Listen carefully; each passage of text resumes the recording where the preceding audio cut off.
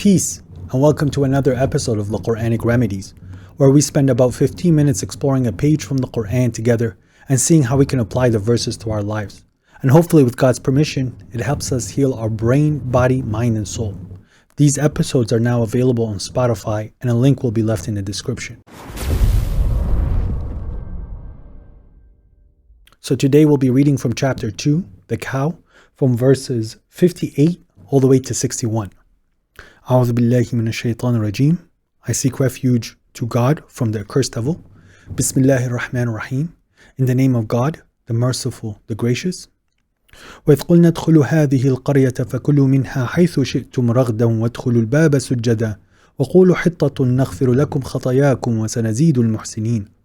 And when we said, enter this town and eat from wherever you desire in comfort, and enter the gate in obeisance, and say relieved, we will forgive you your mistakes, and we will augment those who are benevolent. فبدل الذين ظلموا قولا غير الذي قيل لهم فأنزلنا على الذين ظلموا رجزا من السماء بما كانوا يفسقون. But those who transgressed changed to a statement other than what they were told. So we sent down a punishment from the sky upon those who transgressed because they were acting immoral. وإذ استسقى موسى لقومه فقلنا اضرب بعصاك الحجر فانفجرت منه 12 عينا قد علم كل أناس مشربهم كلوا واشربوا من رزق الله ولا تعثوا في الأرض مفسدين. And when Moses asked for water for his people, then we said, strike the stone with your staff, and 12 springs gushed out from it. Every people already knew their drinking place. Eat and drink from the sustenance of God, but do not behave wickedly on earth as corruptors.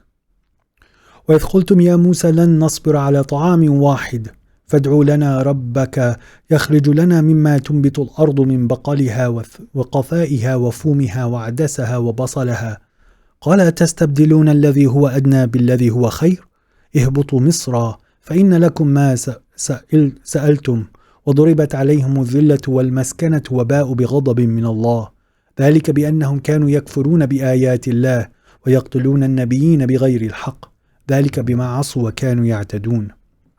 And when you said, O Moses, we will never tolerate or be patient on one food, so invoke your Lord for us to bring forth for us from what is grown of the earth of its legumes and its cucumbers and its garlics and its lentils and its onions. He said, would you exchange what is least with what is better? Descend to Egypt, then indeed you will have what you asked for. Thus humiliation covered them in poverty, and they incurred the wrath of God. That was because they were disbelieving in the signs of God and killing the prophets without right. That was because they disobeyed and were trespassing. Sadaqallahu al-Azim. But God said the truth. Now, this is carrying on with the children of Israel and how they were treating themselves and also treating Moses. Now, the first thing that quickly jumps out is the verse when God, the first verse that we read together, when God said, نَغْفِرُ لَكُمْ خَطَيَاكُمْ وَسَنَزِيدُ الْمُحْسِنِينَ. So those who are going submissively into the land that God either has bestowed upon you, and it could be as well as your home, where you are finding that sanctuary. This also includes like a mosque, the sacred mosque that's in Mecca, and of course the Aqsa that's in Jerusalem. When you enter those places, you should feel extremely submissive. You should be extremely respectful towards God and the area that you're in. And God says that if you are coming in this form of where you are a good in subordination and you're a good person, where you want to take care of the area, even though you're not you're not a person or a resident of the area. If you see garbage, you pick it up and you clean it. You talk nicely to people. You take care of whatever things that you believe that you can help. God will increase you. God will augment for you. God will increase you and give you things so that you can become even a better person.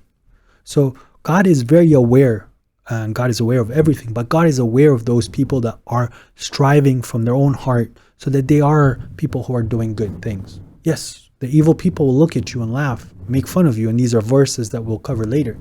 Well, they'll pick at you and they'll like, oh, look at this goody-goody two-shoe, or this person is just trying to show off, when in reality, you're really doing it for your Lord.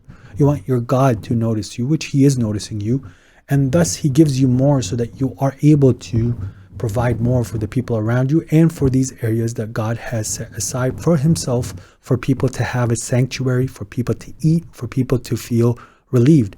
So one thing that is nice is that your house, you could transform that into a sanctuary for people, your friends, your family, people that require help. Make your home feel like a place that is dedicated for God. Make your car feel like a place that is dedicated for God. Yes, God blessed you with that car. Yes, it is your property. But if you see somebody on the side of the street where you know that it would be nice if they're carrying their grocery bags and they're walking down a street that you're on, well, invite them in the car. Yes, it's going to look awkward, but you tell them right away, hey, I'm a person that fears God. I'm not trying to do anything crazy, but I feel like I want to help you. Most of the time people will say no. But sometimes the person who really needs help, is like, okay, thanks, I appreciate it. And this can go from anyone who is who looks like he's well off to the people who are struggling. And remember, the Quran is speaking to people on all levels. So from the kings and the rulers and the owners, all the way to the peasants and the people who don't have much in the world. And everyone is gonna understand the Quran a little differently. Now, when it comes down for God to increase you, what you want to be increased in is not in this world's desires, in this world's privileges, but rather you want to be increased so that you can have more to build for your hereafter. Thank God for everything. So you could see that the children of Israel, when they were giving blessings, some of them with their immoral techniques, they would play around with the words or change the words so that they are the ones who are dictating what the truth is. They're following their desires. And sometimes they're being evil, like malicious, because as I said, when you are trying to do good, there's the people that look at you with arrogance, like, look at this guy. Let me mess with him. Let me troll him. Let me show you how this guy doesn't stick to his word. Those people are the worst. And they get a really bad punishment in their mind that they don't see it, where they become even more arrogant, they become more diseased, they become more entrenched in their craziness, which a lot of people think is normal because of how many people are disconnected from God. But at the same time, God punishes them, and during the days of Israel, or the children of Israel, God was making it a point. So He would physically punish them, and people will see Him being punished for you to not do that. Just because people are not getting punished the same way, like almost instantly, the way that was happening through the children of Israel, God is delaying them. God is delaying them to a day where they will stand up for everything and anything that they did for the believers, against the believers. So don't worry about the people who are hurting you and making fun of you right now. Their punishment is coming. Their punishment is already happening on earth, without them probably even noticing it. The world is not happening in their favor the way they want. So God punishes them here and in the hereafter. And then you could see that when you are walking with the path of God, and you are walking with God, when you are missing something that is vital, God will support you in ways that you have absolutely no idea how. Here, Moses, through the permission of God, has performed a miracle. He hit with his staff a rock. Out of that rock, 12 springs shot out of this rock. So all the 12 tribes of Israel had a place for them to drink. Everything was cut up nicely. They had the manna, they had the quails, they had all the necessities they need in life. They had the best type of food that gave them all the nutrients and all the protein they need with the quail and the manna. And they did what most humans do. I want more. It's not enough. I like what I had before. This stuff, yeah, it's nice, but I want to have like more variety. I want to have more choices. Well, you could see what they asked Moses, and this, I always laugh about it. They asked for legumes, cucumbers, garlics, lentils, and onions. Now, the garlics, lentils, and onions, they give you a body odor. When you eat garlic and lentils, well, lentils, they give you they make you fart, quite simply, while the onions and garlics, they give you a body odor, or like an odor from your mouth. As for the cucumbers and legumes, like they're pretty much just water. Like cucumber is mostly just water. You're not getting much out of a cucumber. Yeah, it tastes good if it's either like cut up nicely with a salad, but they were asking for things that are just so petty compared to manna and quail, which manna is not available anymore. But that is literally, the manna had all the nutrients that you needed as a human being to carry on your day without having the need to have so many different fruits and vegetables. But the human is like that. The human rather have a lot of choices that are bad of quality or of a lesser sense than something that is one and sufficient. We have an example with a certain group of people when God gives us an amazing book, a clear book, which is the Quran. They rather go for something that is lower quality, something that does not make sense. Some things that contradict while the Quran doesn't contradict. Something that is just, instead of having quail and manna, they just want water made into a vegetable like cucumbers, or things that give you a body odor because you're just not taking care of yourself as the Quran is telling you. Now, one thing that is very important is for you to have the content, for you to be thankful, and sometimes whatever you're desiring from this world, just because it might taste good in your understanding, it's not the best thing for you. Sometimes being single right now, yeah, it's nice to have companionship. It's nice to have somebody in your life. But sometimes single is what you need right now, for you to focus on a task so that you would improve yourself. And then you would be able to sustain a spouse that is more of your liking. So if they stuck to the manna and quail, their body would have been able to endure more than just from what they would get from cucumbers, garlics, legumes, lentils, and onions. So this is where it's an important lesson with you have to really be content with what you have now, because if you're a believer, you know it was sent from God, and this is what you need at this stage. Us as human beings, we like to rush things, and God says that in the Quran, that we need to slow down. Me, myself, I'm working on trying to memorize the Quran, but I'm always trying to but I need to move on to the next level, But right now I should be focusing on learning and improving myself with the Quran. And it has been a very long journey, but the journey never stops. But the important part is whatever you have right now, you need to become extremely content with it, and B, master it. Use it to its capabilities. Don't abuse it. Don't abuse yourself. And when you're ready, God will give you what's the next level, or whatever you earn or whatever you do. And yes, you have to keep striving. But you could also see the language that was used by the children of Israel. They said, "Oh Moses, we will not we won't be patient. We won't tolerate one food. So invoke your Lord for us." Notice how they didn't call God their Lord.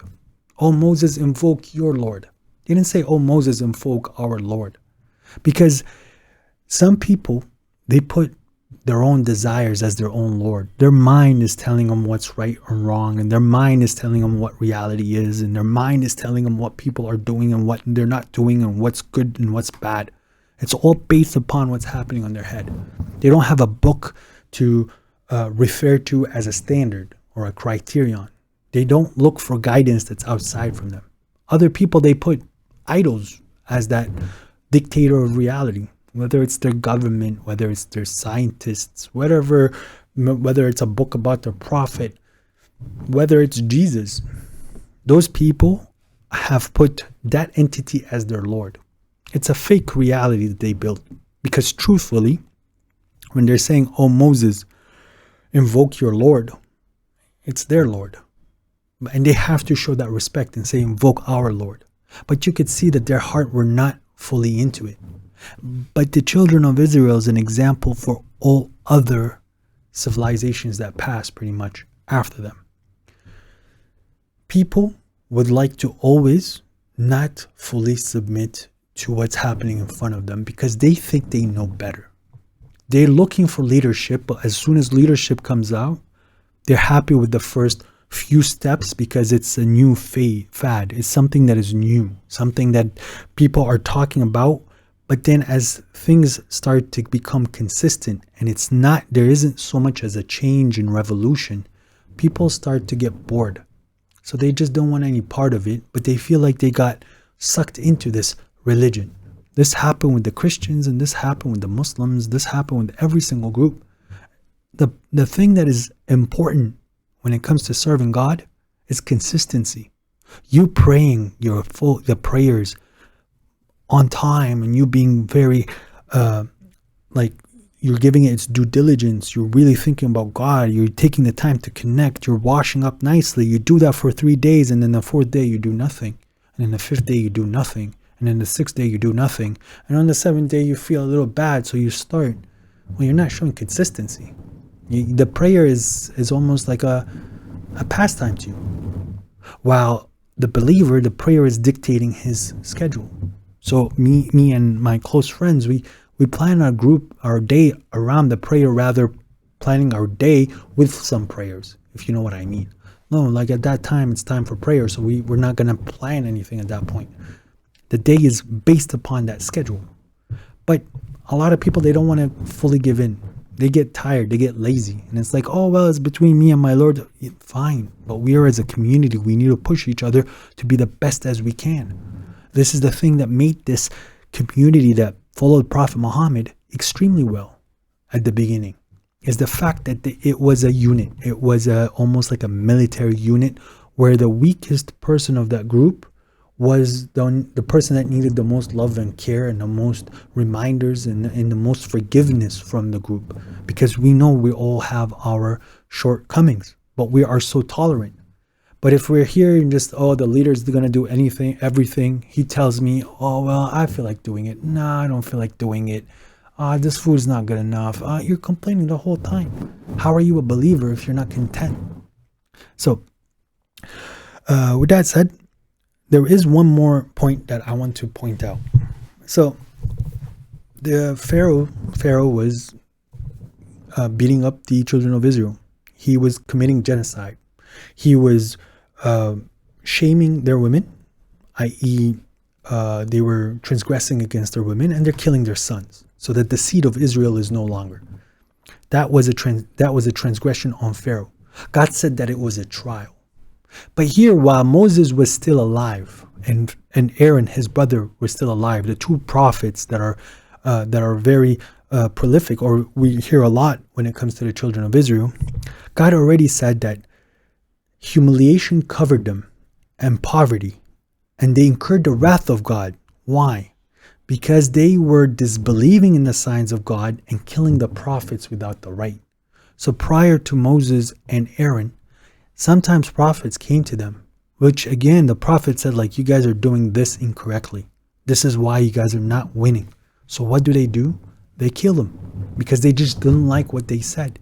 Of course, those prophets probably didn't come with the same signs as Moses, where, okay, you know what? It's clear that this guy is being fully supported with the Lord. But the other times, they would just deny the prophets and kill them. And this is similarly to what's happening in the Middle East nowadays. In the Middle East, I'm not talking just about Sunnism or Shias, because the Middle East, that is the land where Judaism, Christianity, and the followers of Prophet Muhammad came from. And anytime somebody is sent to them with a connection from God, of course there's no more prophets, but with someone telling them the truth, a strong reminder that is opposing to what they're doing as a mainstream, the result is usually the same. They kill him, they remove him, they exile him, they humiliate him, and then they're still stuck in their trials. So this is an important lesson for both me and you. Always keep your ears open. Listen to what people are telling you.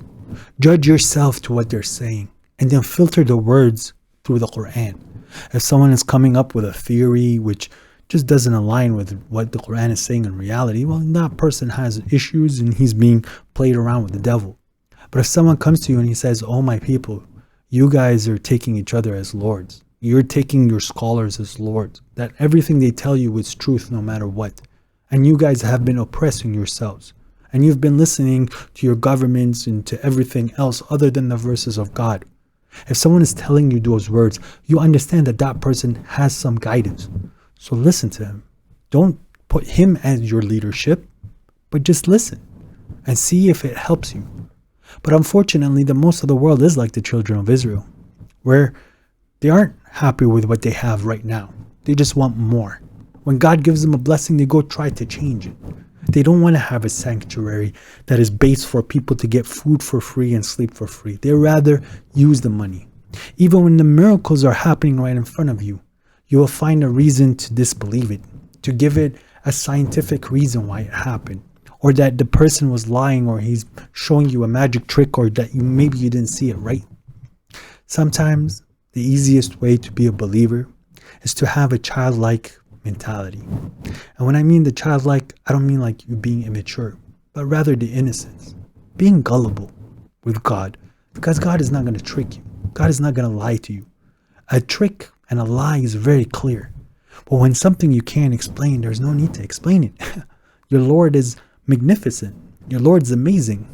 I don't need to sit here and be upset at my dog because he doesn't understand English. And my dog can look at me, I don't know English, but he knows when you're happy and he knows when you're sad. And it's very easy to tell, us being the weaker example, when our Lord could be angry with us and when our Lord is content with us. And yes, he speaks all the languages and more than what we know. But we have to understand that we're not as smart as we think we are. And we shouldn't keep pushing away from the blessings that we have been given just because we want more. So content, thankfulness, and patience goes a very long way. And you'll see, with a very finite, very small amount of money, you're able to eat and sleep comfortably and have what you need to get by that day. As long as you're worshiping your Lord and serving your Lord, and whatever God gives you more and increases you, well, that's a test for you. With that said, peace be upon you. Assalamu alaikum wa rahmatullah. Hopefully we'll see each other more.